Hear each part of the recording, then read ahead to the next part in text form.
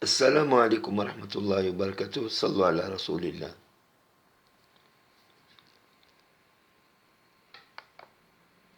Jacob, you talked about the Arab region, and the Gulf state and the Gulf regimes, but let's talk about Morocco today.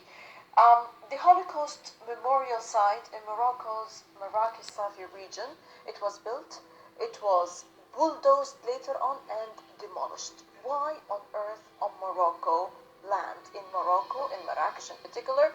How did it start? What was the message and what's the timing of building this kind of memorial site? Malheureusement, le Maroc a une histoire vieille avec le Mossad. Voilà.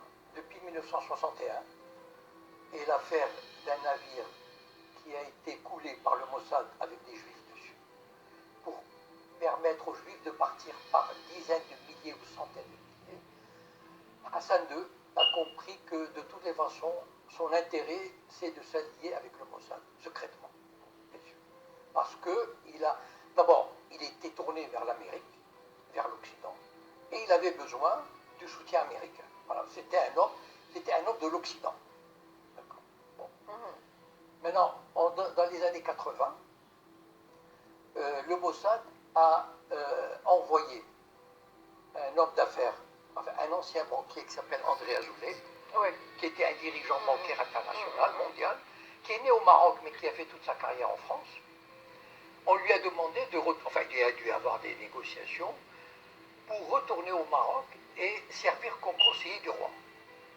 Et en 86, il a réussi à faire venir Shimon Peres et Yitzhak Rabin au Maroc de façon officielle. Donc c'était déjà, le Maroc était la porte de pénétration d'Israël dans le monde arabe.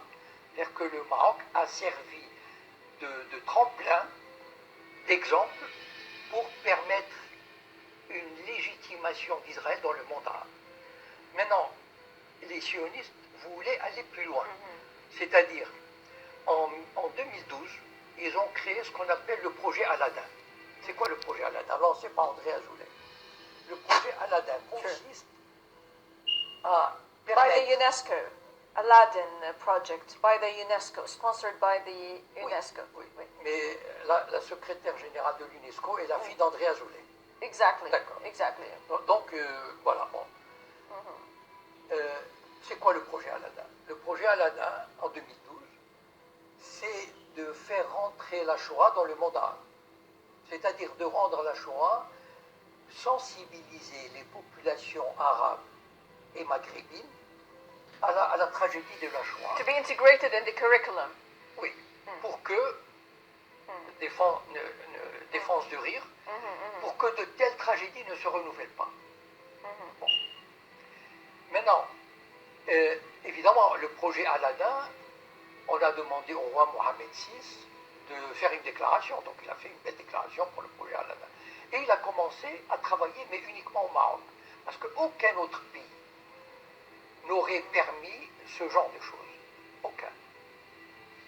Même l'Égypte qui travaille, c'était vraiment impossible.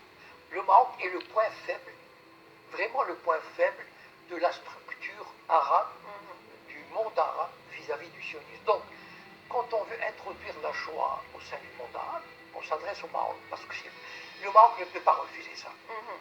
Et donc, petit à petit, on a fait en sorte qu'il y ait une journée de la Shoah, par exemple, à l'université d'Ifrane, qu'il y ait une exposition de photos à Marrakech, il y a un an ou deux.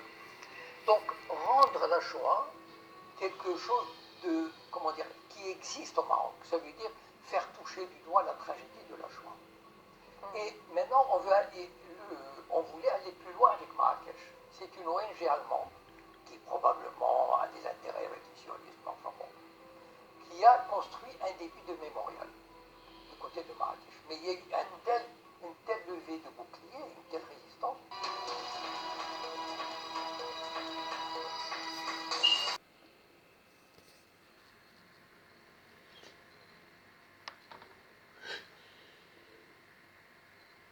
Il paraît que j'ai passé l'âge d'être sur les réseaux sociaux. Il paraît que j'ai passé l'âge de changer mes habitudes. Mais pas du tout. Je viens de passer à l'avoine et